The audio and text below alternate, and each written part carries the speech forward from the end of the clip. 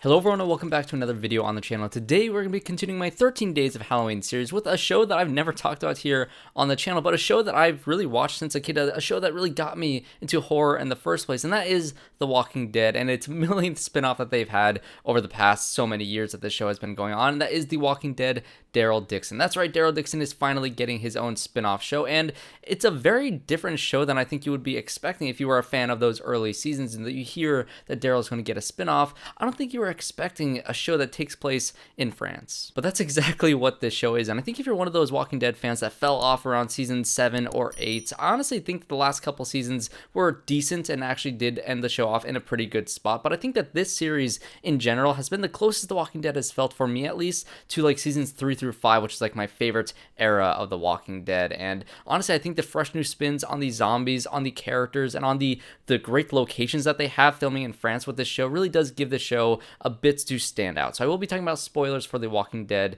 Daryl Dixon. So if you have not seen the 6 episodes that is on AMC, definitely go check it out, especially if you are a fan of the show in general, and let's get into it. So what is The Walking Dead Daryl Dixon about? Well, essentially after the events of the final season of The Walking Dead, Daryl decided to kind of go off on his own to explore the world and try to find a sense of purpose in his life, since he has really never felt like he really belonged anywhere. Like even in The Walking Dead show itself, there were some seasons where he found himself just sitting in like a random cabin outside of like Alexandria or outside of the Commonwealth or just outside of anywhere that he ever was, because he never truly felt like he had a reason to go on. And so this is exactly what the show is following. And at the start of the show, he wakes up in France for some reason. You don't really know why he is there or how he got there. And I think that was the main question that I had, is like, how in the world did this guy get from the United States to France in the post-apocalyptic world? Well, the show does answer that a little bit later on, but he starts off by saying that it was a string of bad decisions that led him here. Shortly after arriving in France, he gets robbed by a couple people, and then he gets rescued by a nun and is brought to an abbey filled with a bunch of other nuns that have survived the apocalypse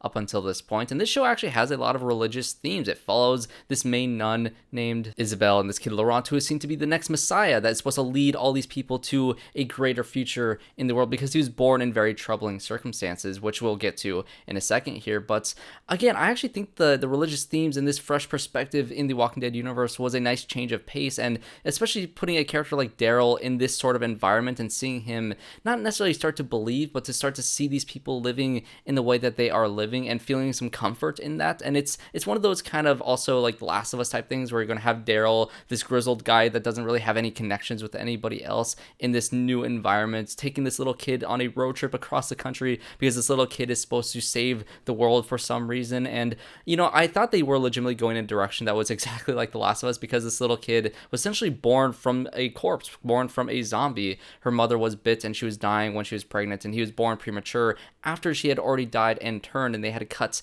this baby out of this body, which was absolutely mortifying to watch. I genuinely think that is one of the most intense and heart-wrenching scenes that I've ever seen in this series in general. And I just think the circumstances around this kid, I think, was really interesting. I think could have gone exactly in the direction that The Last of Us went in, but the show never confirms nor denies any of those things. Daryl even gets a dream sequence at one point where he sees Laurent surrounded by a bunch of zombies, and he starts to pray, and the zombies just kind of walk around him, kind of parting the sea in a way that's kind of leads them away from him into safety. And it was such a really weird and bizarre dream sequence that I thought was real for a second, because I thought this show was really going to go in that Last of Us direction. But he's more so seen as this like hope for the future, essentially, that children are in the real world in general. And to pair Daryl with this kid was actually a really good decision. I also really liked his relationship with Isabelle in this show, which Isabelle was also another great, interesting character to add to the Walking Dead universe, because when you get to the second episode of this show, you get a flashback to essentially day 1 of the apocalypse, which you haven't seen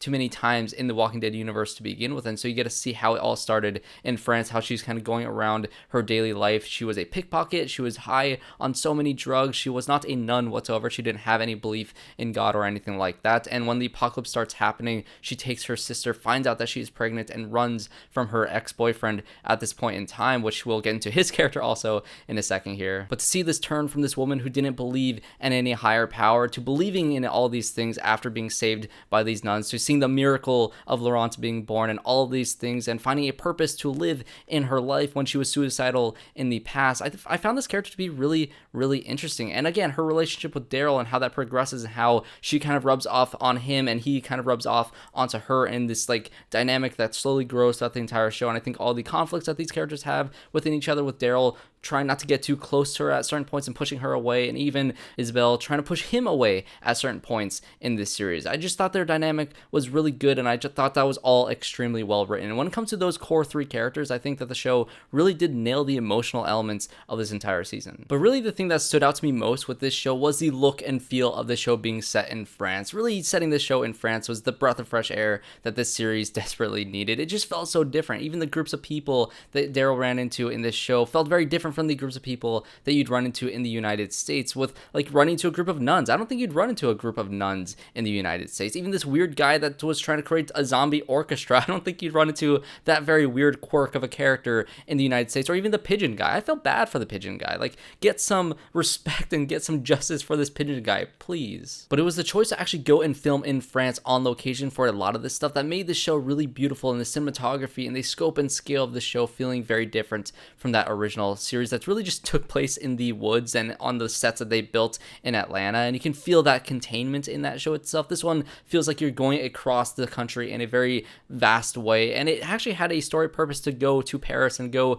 to the Eiffel Tower and visit all these, iconic locations in France, where I think the show could have easily been lazy and be like, oh, we're in France, let's film by the Eiffel Tower, let's film by this famous place, let's film at Mont Saint Michel, the most beautiful location on the planet, which was just gorgeous to look at. But all these places had actual meaning with the characters. Like I said, when he encountered the group of nuns and he went with Isabelle to bring this kid all the way to this place that they're going to try to get to, this safe haven essentially up north. They have to go through Paris to get there. Once they get to Paris, they run into that ex-boyfriend of Isabelle that she kind of abandoned at the start of the apocalypse and has this resentment towards her for all these years. And you even get to see Laurent talk to this one character and getting this little Eiffel Tower thing, and when he runs off out of being hurt from the conversation that he overheard between Daryl and Isabelle in one of their fights, where is he going to go? Where's he going to run off to? He's going to run off to the Eiffel Tower, which gets a great action sequence with a bunch of zombies at the Eiffel Tower. And so all these things have a story purpose. And when you finally get to the destination by the end of the show and you see Saint Mont Michel, which again is the most beautiful location ever, and they use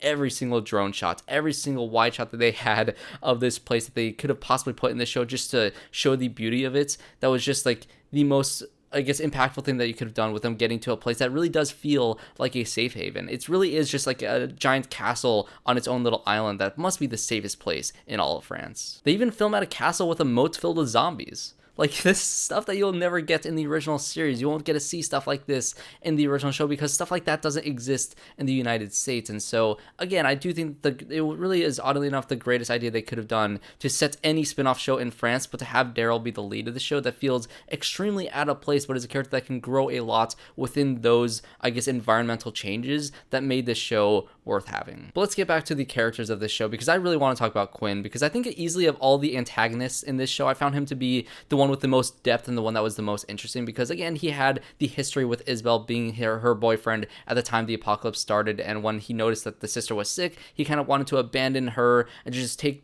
Isabelle and just run off with her and try to get to a safe place with just themselves, which of course pushed Isabelle away to run away from him. And all these years later, he started this nightclub in the apocalypse with a drag show, which is pretty cool to see in the apocalypse. And he kind of made a name for himself, selling these very high value antiques to people in power in France, including the main antagonist GENET, which we'll get into her in a second. But as soon as Isabelle comes back into the picture, you get the sense that he's easily willing to throw it all away in order to get back with Isabelle, which at first seems to be like, his motivations seem to be more out of resentment than anything else. But as the show progresses and as, he makes more bad decisions and he gets himself caught, but he lets Daryl and the boy go if Isabelle stays with him. And then he kind of says that, maybe there actually was a care for her that was all underneath the surface of all these bad decisions that he's made throughout this entire series. And when you get to the whole gladiator fights in the final episode of the show, where he's literally like chained to Daryl and he fights off against all these super zombies, which we'll also get into them in a second here. But I started to really like him. He was a very sleazy guy, and he had this performance that made him very unlikable in terms of the decisions that he made, but very likable with how charming his performance was. That's just made him a very interesting character to watch on screen. And when he did die, when he did run up as a zombie and Laurent had to essentially kill his own father in this moment, I actually did feel something for these characters and the dynamics and the relationships that these characters had formed, and the, I guess, actual genuine, like, sorrowful and regretful, you know, monologue that he essentially has to Daryl in his final moments, it all felt very genuine to me. And just this character went from very unlikable and this villain of the series to somebody that I actually had a lot of empathy for in the end of it, and that's some good writing. But let's get into GENET and the more villainous sides of this show, along with how Daryl ended up in France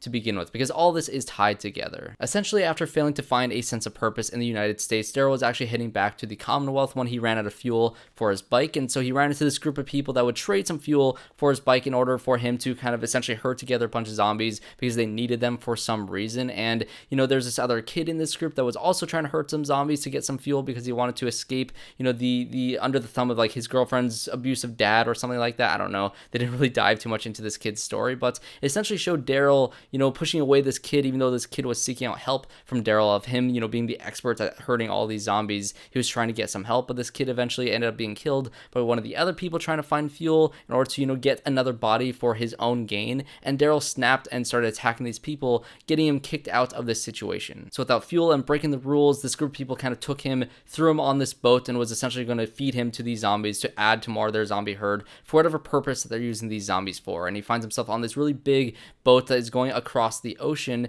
When he's able to escape from this, he throws some of the guys into the zombies, which is a pretty fun scene, and he sees that they're actually experimenting on these zombies. They're injecting them with these liquids that make them a little more frantic, a little faster, and they start running at him. And it's a really cool idea to have a group of people in this zombie apocalypse is essentially herding zombies together to experiment on them, to use them as a weapon against other groups. And this is a great idea, and again, it is a unique direction that they can bring the Walking Dead universe to mutate their zombies to be a little bit different, to be very threatening in a new way, because slow zombies are kind of just okay. The fast zombies are the scarier ones. So introduce that into the world of The Walking Dead. Again, a great idea and a fresh new perspective. They also turned some of them into burners that have acidic blood, which is very alien of them to do. And so I love this idea as well, because it adds another threat where you kind of have to keep your distance from the zombies when you're trying to kill them, or as Daryl does, use the blood to break through or to burn through, so like this door that was chained up in order to escape a different herd of zombies. And so there's a lot of unique and creative ways they can utilize these zombies. And again, in that gladiator match that there was in the finale of this season, when they're throwing a bunch of these mutated zombies at Daryl and Quinn as they're chained together, that was such a great and inventive action sequence to have in The Walking Dead that really did stand out amongst all the other scenes in The Walking Dead that had a character facing off against a walker in any sort of way. There's also a lot of parallels between the real history of the French Revolution and all these freedom fighters fighting against fascism, and you have this character in GENET that is essentially a fascist trying to build this regime, trying to build all this power, even though it's under the guise of doing the right thing. She's definitely in the wrong, and I love when Daryl takes that head in the gladiator match and just chucks it up at her little throne that she has built for herself. And so I do find this character to be a little bit one note at first. I think she had a couple good lines, a couple good menacing looks and stuff like that, but I really need to dig into her backstory a little bit more, because with the show only being 6 episodes, some of these other side characters don't feel like they had too much depth to them, including this other guy that was kind of like the muscle that had his brother killed by Daryl at the beginning of the season, had this vengeance towards him throughout the entire show. This character was just kind of the muscle guy that I thought was there the entire time, but in the finale, he finally caught up to Daryl, and the other henchman told him to kill Laurent, and that was essentially crossing a line for this guy, so he killed all of the other henchmen, and he lets Daryl go, and I felt that was extremely off character. And I get that the guy didn't want to kill a kid, but at the same time, he made all this way to kill Daryl, and he's just going to let Daryl go anyway. It just felt out of character. So I think some of the arcs that some of these other characters had just didn't feel like they had enough time for them, and I think that was mainly apparent in this other nun character. She had this subplot of her falling in love with one of the other freedom fighters in the show, and it felt like she had a story and an arc in and of itself. Again, she was a nun that never got to live a free and free-spirited life in her own right, and now that she found this guy that she likes, and the whole thing in the Abbey is kind of falling apart, she kind of wanted to live with them instead of with Isabelle. And Isabelle felt heartbroken that she was kind of going to leave her for a second there, but she accepted the fact that she never got to live that sort of life and was willing to accept that. And so I think there was a reason to have this story, and I think they had the bones and the structure of a character arc with her starting as a nun, falling in love, wanting to run off with this boy, and then things happen, and it kind of brings them all back together, and the freedom fighter has to go off and do his thing while this girl decides to go back with Isabelle to go to the safe haven at the end of their journey. And so there was a character arc there.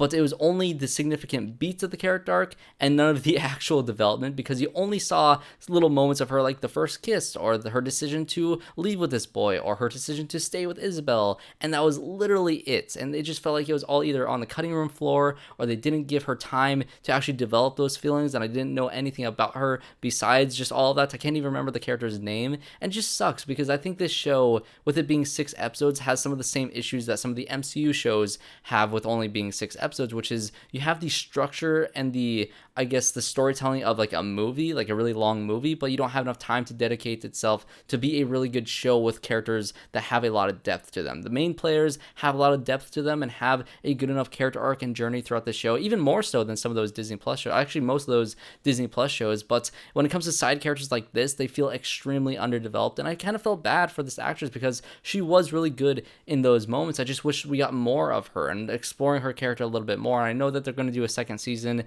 it's also slated for 6 episodes. I just wish that she gets more in the future, because I liked her arc on paper. I just wanted to actually see the development. But I also did really like how the show decided to end with, Daryl having this conversation with the guy that kind of runs this safe haven, essentially saying that, he made promises back home that he will return to all of them. And, he has this parallel with his grandfather who went to war in France and actually died on the beach. And, him leaving his family for France, his family was kind of in turmoil after all that. And so he feels like that might happen. Now he's kind of repeating history, but in trying to stop repeating history, you might actually cause it, because now he has this new family in France that doesn't want him to leave. And so if he does go back to America, what kind of turmoil will happen to Isabelle and Laurent and this safe haven with, with GENET also being a threat, with her going to find out where the safe haven is to get revenge on all these people from destroying her plans in this season. And so there's this great conflict within this character, but he still decides to go to the boat, to go back to America, and he goes through all these zombies. He finds, his grandfather's grave, but as soon as he gets on the beach and the boat is right there,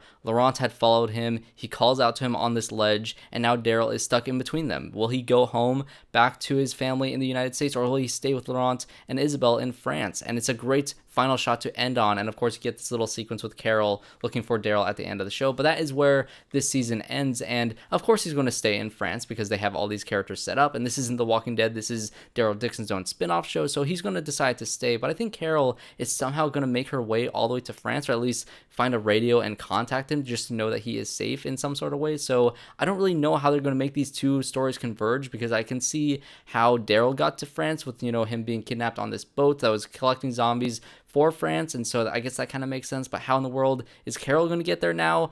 I have no clue. If they do go in that direction, I guess that'd be interesting to see those two characters reunite and see how she interacts with Isabelle and this new family that Daryl has. But again, I found the show to be the closest that we've ever been to seasons 3 through 5 of The Walking Dead, with the tone and the feeling, with a breath of fresh air given with this new setting and the new types of zombies and the new characters. And so I really loved it. I'm very curious to hear your thoughts on The Walking Dead, Daryl Dixon, and I might check out the Dead City show with Negan and Maggie, which I heard some decent things about that as well. And so you're also going to have the Rick and the Michonne show that they're going to come up with. So The Walking Dead is definitely not over. There's these little, I guess, mini series that they're kind of sprinkling through with these spin-offs that's essentially going to lead off to however in the world they're going to end this series in general. So I'm curious to see what direction these shows decide to go in the future. But as of right now, I really did enjoy Daryl Dixon's spin-off show, and I really want to hear what you guys think of it in the comments down below. And if you did enjoy this review, make sure you guys subscribe to the channel to see more reviews just like this one. I'm doing my 13 days of Halloween series here on the channel. I have The Exorcist Believer, I have VHS 85, I have a couple others that are coming up as well, so definitely subscribe to see more reviews just like this one. But that'll be it for me. Like I said, leave a like, comment down below, and subscribe to the channel, and I hope to see you all in my next one.